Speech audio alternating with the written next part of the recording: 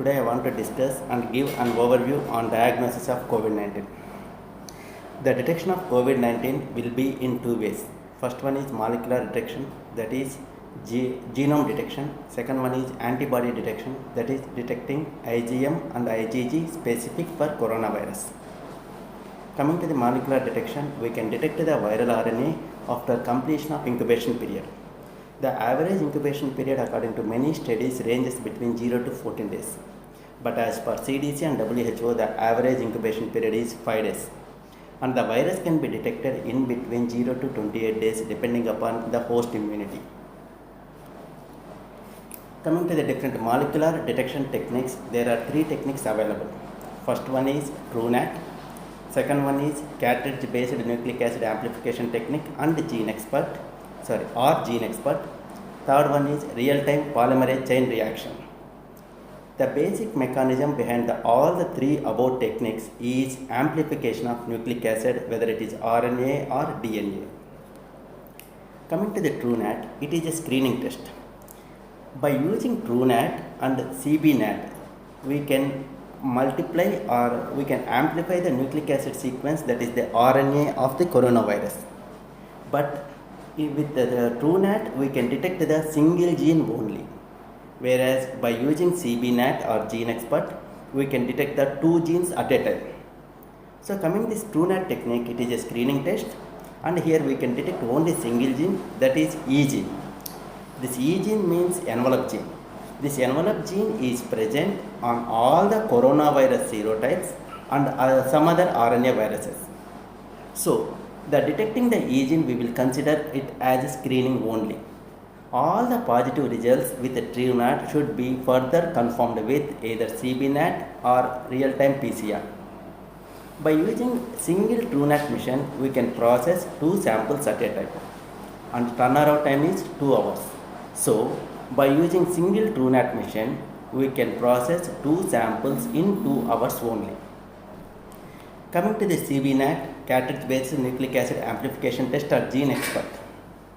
So as already said, we can detect two genes at a time. It is a confirmatory test. In coronavirus, we are detecting two genes, that is envelope gene and nucleotide gene. The nucleotide gene here we are detecting is N2 gene. So presence of both E and N2 genes confirms the diagnosis of coronavirus. By using CBNAT mission, we can run 4 samples at a time, and the turnaround time is also 2 hours. So with the single mission, we can process 4 samples in 2 hours only. The CBNAT missions are designed to process 2 samples, 4 samples, 16 samples and 64 samples at a time. But in India, we are having the machines that can process 4 samples at a time only. Next, the third one, real-time PCR. The basic technique in real-time PCR is nucleic acid amplification, but before amplification, there will be reverse transcription. So during this reverse transcription, the RNA genome will be converted into DNA genome, and we will multiply that DNA genome. So by using real-time PCR also, we can detect two genes at a time. So for corona, we are detecting two genes, that is one is E gene, second one is nucleotide gene, that is RNA dependent RNA polymerase gene. Presence of both E gene and RNA dependent RNA polymerase gene confirms the diagnosis. So real-time PCR is a confirmatory test. So with the single mission PCR, we can process 90 samples at a time, but commonly we use for 45 samples at a time. And the turnaround time is approximately 5 to 6 hours for 45 samples, and the time increases if we increase the number of samples. Coming to the differences between CBNAT, that is GeneXpert, and RT-PCR. The turnaround time for CBNAT is 2 hours, and it is RT-PCR, it ranges from 5 to 6 hours to 12 hours depending on the number of samples. And the number of samples processed at a time with single machine is, with CBNAT we can process 4 samples, with RT-PCR we can process from 45 to 90 samples at a time. Coming to the errors during procedure, there are very minimal steps involved in CBNAT, so the chances of errors are also very minimal. Whereas RT-PCR is a lengthy process involving many steps, and all the steps are manual. So there is chance of occurring errors during the procedure. And the manual support is very much minimal needed for CBNet as it is lengthy and laborious process. It includes certain steps like RNA extraction, master mix preparation and the combination of RNA extraction and master mix, and all these things we will need very much manual support. Coming to the interpretation of result, by using CBNet or GeneXpert we will get the results as virus detected, virus not detected. No manual interpretation is seen. Whereas RT-PCR technique, we will get the result as values and graphs. By seeing those values and graphs, we have to interpret whether it is positive or negative. So, whereas this manual interpretation is completely absent in case of CBNet. So, for mass screening and diagnosing, the CBNet is not advised as we can process 4 samples at a time only. And this RT-PCR is mainly designed for mass screening and diagnosis. The important one, sensitivity and specificity is the same for both CBNet and RT-PCR. Coming to the antibody detection, we are detecting IgM and IgG antibodies specific for coronavirus. The detection methods are 2 things. One is rapid test that detects both IgM and IgG. Second one is chemiluminescence immunoassay technique. The chemiluminescence immunoassay technique is very much superior to rapid test detection in 2 ways. First, it can detect at an early time. Second, it can detect the low concentrations also. So, coming to the IgM antibody detection, the IgM antibody appears in the host after 7 days of onset of symptoms or after 7 days of completion of incubation period. These IgM antibody last for 1 week. That means 7 days to 14 days, and patient should be considered positive irrespective of the molecular diagnostic test result. So IgM positive and molecular diagnostic test result positive or negative, we should consider him as positive only. So this is the flow diagram that gives us idea about the interpretation of IgM diagnosis. Say for example, the patient is having very good immunity. That means he can develop very much high levels of IgM. So that IgM can destroy or can eliminate all the antigen from our body. In those individuals, the IgM will be positive and the antigen may be completely negative. If the patient is having average immunity, the IgM levels are not as much as high as in very good immune persons. So this IgM cannot clear all the antigen. So in those individuals, the rapid test for IgM shows positive and molecular diagnostic test will also show positive.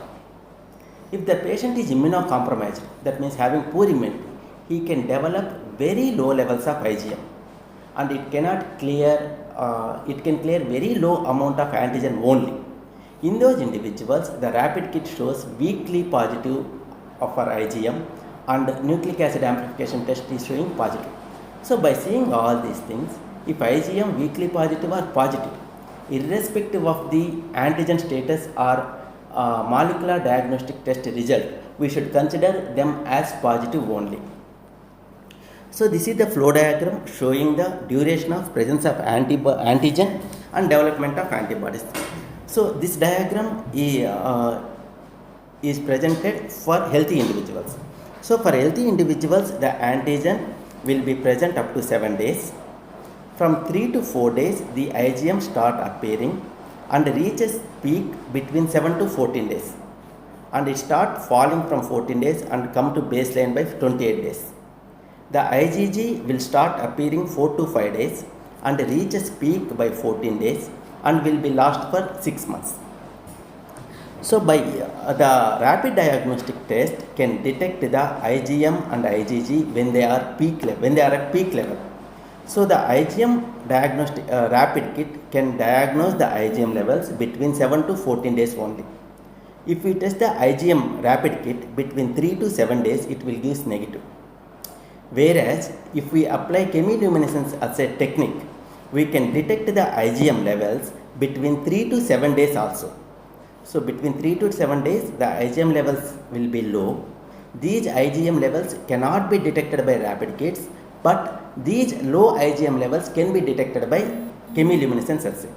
Coming to the IgG, the rapid kits can detect after they reach the peak level, that is after 14 days only. From 4 to 14 days, even though IgG levels are present, but they are at low concentration, the rapid kits cannot detect that low IgG antibody levels. But if we apply chemiluminescence technique, we can detect the IgG levels between 4 to 14 days also. So this is the advantage of chemiluminescence over rapid kits. Coming to the IgG antibody detection, as I already said, they start appearing or they will reach peak after 14 days of onset of symptoms or 14 days after completion of incubation period, and they will last up to 6 months. And this presence of IgG antibodies is the basis for plasma therapy. So coming to the overall view on the rapid diagnostic test of IgM, if both IgM and IgG are negative, the possibilities are two things. One is patient is completely negative or the virus is in window period. If the IgM is positive and IgG negative, that means the onset of symptoms is between 7 to 14 days. We will consider this as acute infection early. If it is IgM positive and IgG positive, that means the disease period is between 10 to 14 days where the IgM is start falling and IgG is reaching its peak level. During this period, we will get both IgM and IgG positive. So we will consider this phase as late phase of acute infection.